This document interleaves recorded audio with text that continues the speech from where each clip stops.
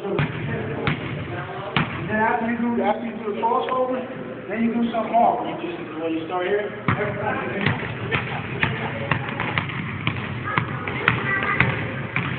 you come back late. Make sure when you send it out, show them the door to door. You get come out, you throw your shoulders in on every move. You defend at every point. You go hard at every point. Then you just start weaving. Okay, I'm between my legs. Okay? Like that. Like that. Like that. All the way down the back. This all the medicine ball. Then when you finish the medicine ball, you pick up this ball, you do all the same thing. Another one, you come in, you throw it back. But the reason I'm saying it, there's two sides on back. You can loop with it, or someone's coming at you and you get the right shot. I prefer the right shot. So if I come to the phone, I'm hitting it. It's a hard dribble back, a hard dribble. You see how I'm pounding the ball? You don't want to dribble. Everything you don't practice, you want to do it hard. You want to do it hard. Then, you move your stance. You want to be one? I'm just going to try to then shoot.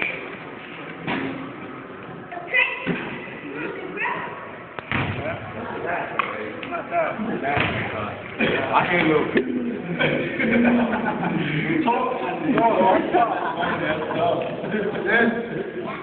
That's just simple working on your hand. Then anybody can take in a dribble. You see, skip my little hit, do any dribbling drill you want. You got to be able to take those dribbling moves and insert them into one-on-one moves. So you in the game, somebody guarding you guys able to break the man down. What I like to do is, I like to make 5 measures.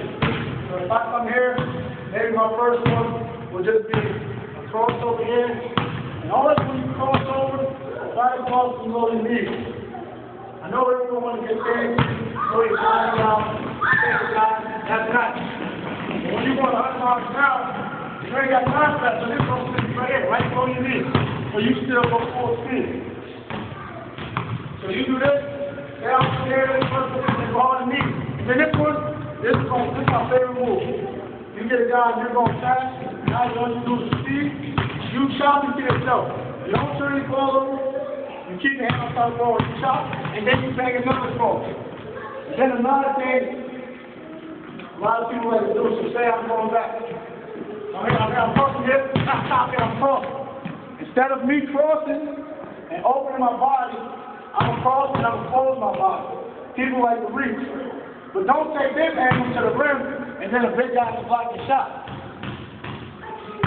So you come here, you stutter, boom, you cross your body down, and a lot of people like to do all these extra dribbles because you're not comfortable. Use the momentum, shot yourself. I'm coming here, I'm here, I'm getting right to the rim. You see how I put the ball out? And when you go, a lot of people like to get pretty, swing the ball, you swing it over here. A good defender, if you ain't in here, you're supposed to ball to him, he's going to knock it out. So, I'll be my guy. I'm going to keep it on this left side of my body. It's really hard. Try to keep it here and finish. When you get that down, it'll be hard to stop. Go one shot. Come. Now keep it here. You see the difference? Now if I throw that ball into the hit, now you switch it up. Now maybe you cross, this way. Now here's the center, and the toss, and you do the same thing. That good spin, you just shook. You bring it back here, it's coming right out. Put it in your ear. I'm coming, I'm starting, keep it here. See how I went no dribbles? It took me 2 dribbles. A lot of people want to go on extra dribbles and all that nonsense. It's hard to jump if you want to elevate it, but the same thing, you keep going in drills. You'll take this ball from here, still get it up. A lot of people like to go on and swing it, get up. ready to go right up the front. Come here. Come on, stop. Now take this right there. And I'm done. Good. No screws enough.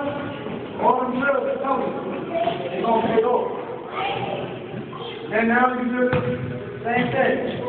Try to keep this dribble hard because realistically in transition you're going to become fast in the first one. Then you can do any moves with it. But the most important thing I want you to get out of this is be the guy, never let him come back to the play by exposing the ball. So now it's good. Stay like this one. Stay going like that. So I cross there. I just want you to fake there a little bit. I'll beat you. Okay, now come back. If I expose it, where am I putting the ball? Back to you, right? You can take that. If I beat you this time, you go there. Now I'm going to the ball. Slap down. That's a foul. Now I'm getting an air one. That's why you see LeBron, not just 2 shots, just 1. If you keep it away. When you only hear it going, I want every time to see it. You know what I mean? You make sure they, even when they break away, people like to get 38. That little motion, it may not look as nice when you go like this, but it'll take you a long way.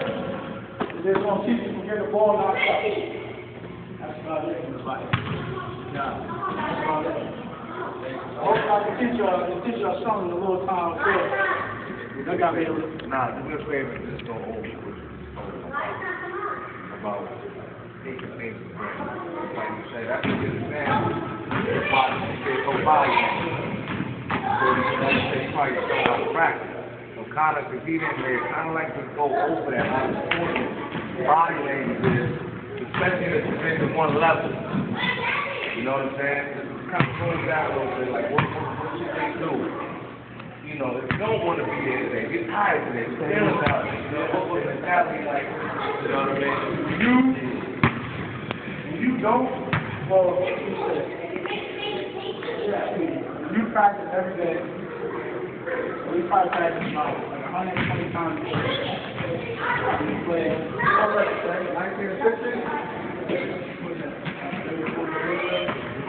we play 120 matches, 34 games. Practices should always be hard to get. You're practicing 2 hours, you watch film, you got study home. You saying you tired and you ain't do nothing. You ain't do nothing. You have not done nothing, I promise you. We get up, we walk around the youth campus, you go to practice, about an hour before practice, so you're really there for about 3.5 hours total time. Then you go to study hall, you do your work, then you socialize with your friends, and then you get up and do the thing all over again. But never. But like I said, everyone's human. It's kind of just human nature in some things, not to have poor body language, because you should never do that. But to go in, excuse my language, darn, I don't really feel like, I'm tired. I don't know if I can, I can get my body to do it. Everyone has that feeling. Even me. But when I step on this floor, I promise you, my first mindset is, well, I'm here for 2 hours. I gotta be here for 2 hours. What else am I gonna do? I gotta be here. Unless I quit the team, I gotta be here for 2 hours. But if you don't want to be here, you probably shouldn't be playing the sport anyway. But if you gotta be here when you are here, I'll say about 10 days making it straight. You gotta sit down and think in your mind, like, well, look, if I want to be the best I can be, I gotta attack everything. Attack. That's one word we're going to do. We worked out with these military guys. We got that. We worked out with these military guys, and we did this. We put our whole team in a swimming pool. 6 guys on the same can't swim. It's about a 15-foot pool, so everyone dive and dive. 6 people can't swim, 7 people can swim.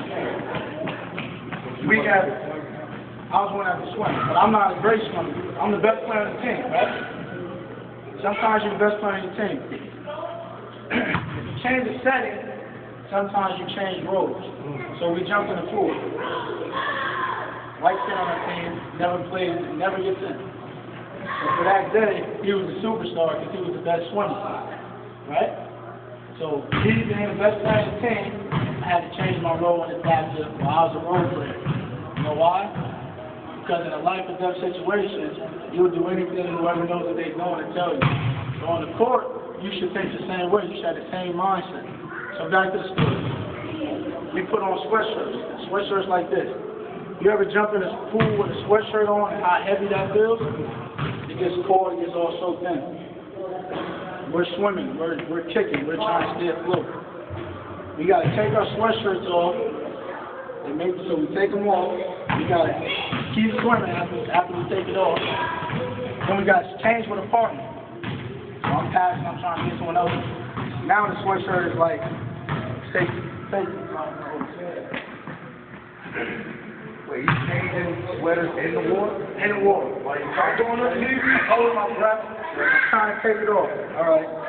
So now, when you're trying to take it off, you don't care how it come off. You just getting that thing off. So now, I pass my sweatshirt to pee, and it's like this. But it's soaking wet. You can't swim that good. Now you got to take it out so you can put your arms in it. So I go under the water. You going under the water. You're already scared because you ain't the best swimmer. And you putting something over your head. So the first thing you want to do is can't. I got to get out of here. I'm under the water. Now this over my head. I can't breathe. So we do it. It took us about 6 tries. And after each try, it just kept getting harder and harder. But the lesson learned is that sometimes someone else is dead. Someone else has to be the leader. Someone has to be the hero.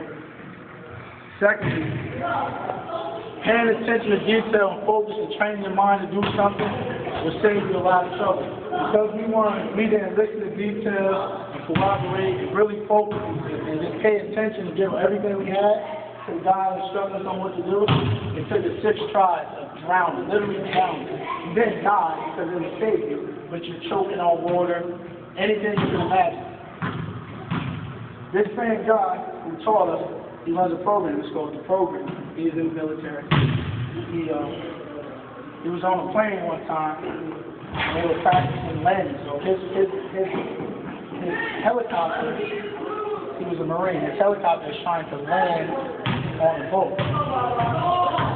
Mind you, they clips the boat, and the helicopter spins out of control and splashes into the ocean.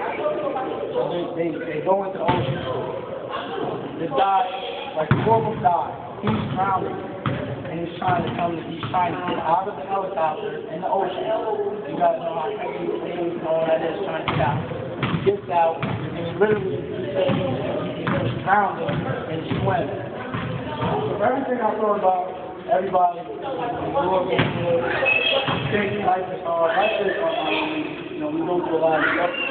But this guy put everything in perspective. When I was growing up, sometimes my mom took me to jail.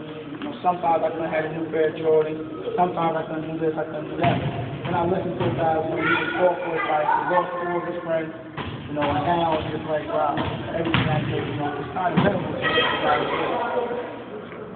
Then this same guy comes, his first game before we played the Big Ten tournament, and he tells us the story. I said, where did you go from? Mount Everest. Mount Everest it takes 9 days to go to. It normally takes on average 9 days, to hike and summit Mount Everest, right? At every level you have to stop like 2 days because the body has to get used to it or you can die. More people die than make it to the top. So he makes it to the top. Well, it takes 9 days to get on average. Him and his friend, they did it in 4 days. So they got up to the top of the summit and got back down. And he asked us why. And when you think about it, it's like he has the biggest heart. And he just, he's focused on the task at hand. He's just accomplishing the mission. He's so focused. His real life is just a people. There's none of us could do that. But he tells us, we tried 20 guesses. And his answer to us is, well, we made it to the top because I'm not average. So you can sit here and do everything just to do it against you and you'll be average. But if you go and do everything and you tell yourself, I'm not average, I'm a beast, not that everybody's talking about I'm better than you don't want to try to stay humble. But in your head, you have to believe more than anyone believes. Like I said, so you're here today, if I was doing something, like I said, I'd have probably kicked you out there. So, we're not going to kick you out. But from now on, you should be the leader of this group. When people are tired, come on. You should be, come on, man, we got to get through this. That should be the first thing to do. That's what leaders do. And once you get that in your mindset, and you start doing that, you'll better yourself, because every day you come in, you'll want to get better. And those days, like I said, when you're tired, that mindset is, well, I'm here for 2 hours, I'm going to get the best 2 hours of my life. Best 2 hours of my life. And then, I like to watch things, I like to watch Sports Center. There's a high school kid who died. There's 2 of them. Yeah. Another kid died. Basketball? Basketball. One again. One hit the game winner and then died. Hit the game winner and died. Then another kid died. So I'm watching this, and I'm scared. I got a game tomorrow. It's kind of throwing me off. Man, now I'm a little ready to start playing. But then I wasn't nervous about playing, because I said, well, some days, you take this game, like he said, you take it for granted. You take it for granted. And this kid said, the game winner, he goes from behind, and he's dead, and he's not surrendered. He just dies. Well, God rest his soul, prayers with his family, and everything's okay. But that just goes to show you that you can't take this game for granted. This is a gift. Any day it can just be taken away. So if you come in with a mindset of back to high school, then tomorrow ain't guaranteed. Tomorrow ain't guaranteed. Your last day could have been 10. So now next day you go. Anything can happen to you, then now you can never play the game. And now all you do is you wish you can take it back and do it all over again. So while you can do it, don't take it for granted. Appreciate everything you're given. And just take the most of it.